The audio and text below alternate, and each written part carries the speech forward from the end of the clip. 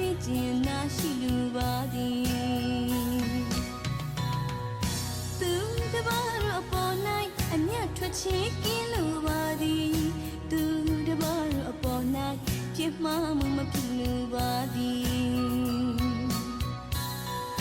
သူတပါတော့အပေါ်၌အမျက်ထွက်ချင်ကင်းလူပါသည်